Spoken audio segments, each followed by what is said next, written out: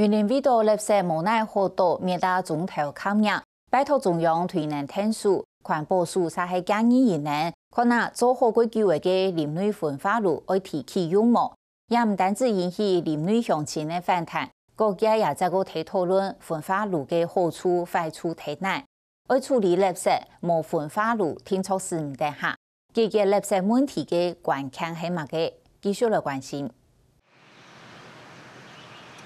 10年前就做好嘅林内焚化炉，就会认真睇到争议嘅，将会拖到期还冇启用。中央也向建议，引起大家反对。县府以及中央不能为了解决垃圾的问题而产生更多周遭附近更多的问题。一开始迄个都违法，当然，嘅县政府吼，嘅很多环评嘛冇通过迄个啊，伊都先同厂商签约都落去做诶，去做行政法院去过位啊，过位按保险人判落来违法。那又讲也个违法的东西，我要用的哦，唔去用哦，啊讲安尼都合法呗，安尼中央提个违法呢？我想，第一个这是一个环境非常不正义的事情啊。当年在云林县选择这个场址，第一次选择是在斗六，那斗六的人口多，1元多，最后把它否决掉了。第二次选择在斗南，斗南也是云林县大的乡镇。所以又把它否决了，最后轮到林内去。林内就是云林县最小的弱势乡镇，没有在政治上没有办法再否决了，所以落脚在林内。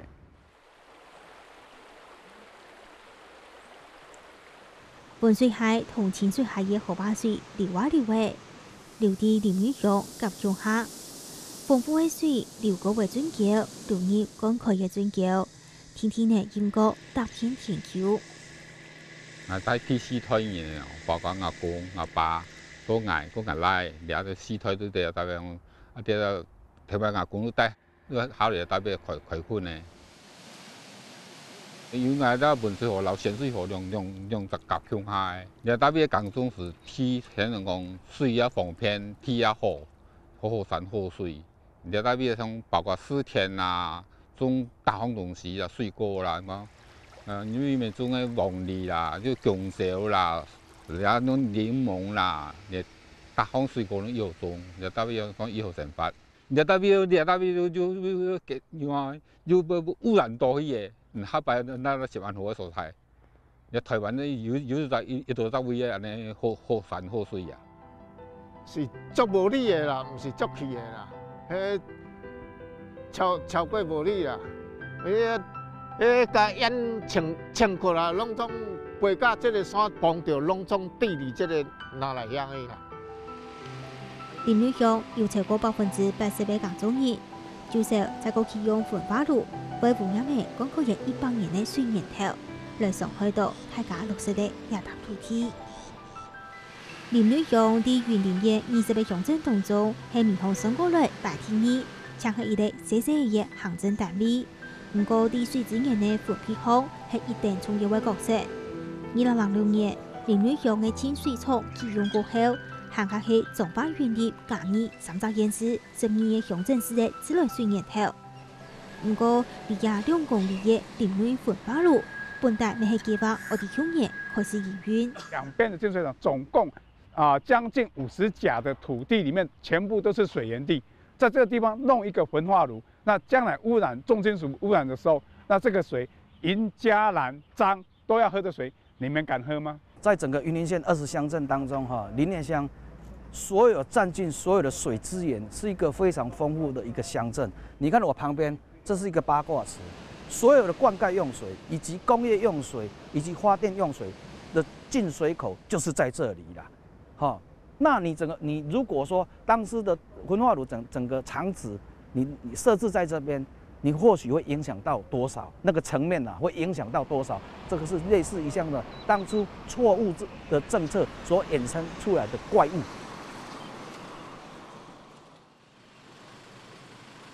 行业推动是文山焚化廠的总公司，也严严密的监控仪器，工作人員見看到電腦熒幕，專心地看數目時的變化。像氯化氢這3號爐現在有超標，啊，它这里那个消石灰会把量加大，再去压制下来。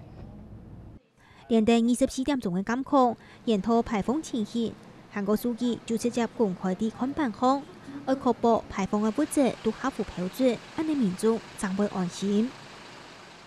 这个板子是目前我们这个焚化厂烟道排放一些那个污染物质的一个浓度的一个显示板。那这显示板显示了4种的这样的一个物质呢，其中第一个是粒状污染物，那目前显示是2个milligram per nanocubic meter， 那标准值是10。那氢氧氯化氢的话，目前显示值是21，但是标准值是40。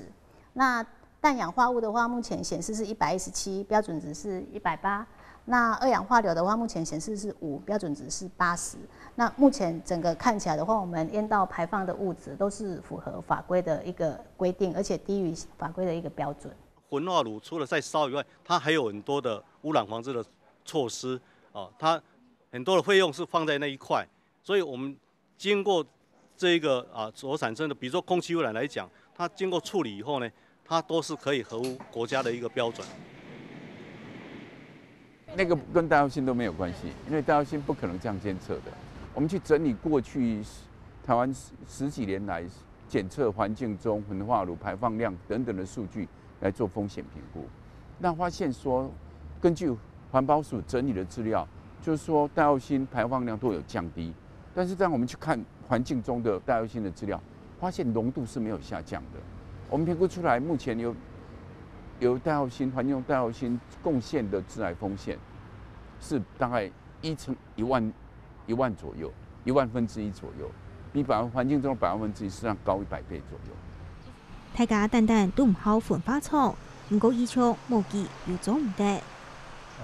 这是必须的一个处理的一个过程了哈。那我们现在来讲，就是说掩埋场是最终处理，焚化厂是中间处理。像过去没有经过焚烧就去掩埋，那有一个沼气的问题啦，而且那个体积比较大啦，比较庞大，没有做分类，那掩埋场一下就满了。以我们台湾的这样子的一个现况要盖一个新的掩埋场是非常不容易的。那没有焚化厂是绝对是没办法的。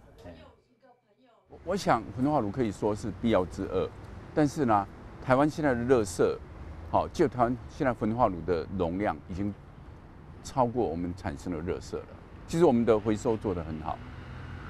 所以我们现在思考的是说，台湾不是一个很大的国家，现在交通也很便利，那为什么每个县市一定要做焚化炉，怎么不能做区域处理呢？无论用的焚化炉就是处理垃圾的其中一个方式。中国垃圾问题就是大家自处出来的，而对掩埋、焚化、空前的恶性循环离开，减少垃圾，才是根本的解决方式。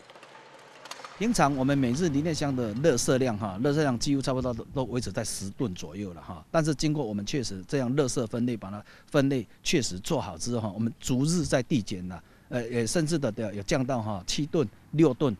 的整个垃圾量了。如果再确实、再要求、再确实一下的，我相信垃圾量还会更少。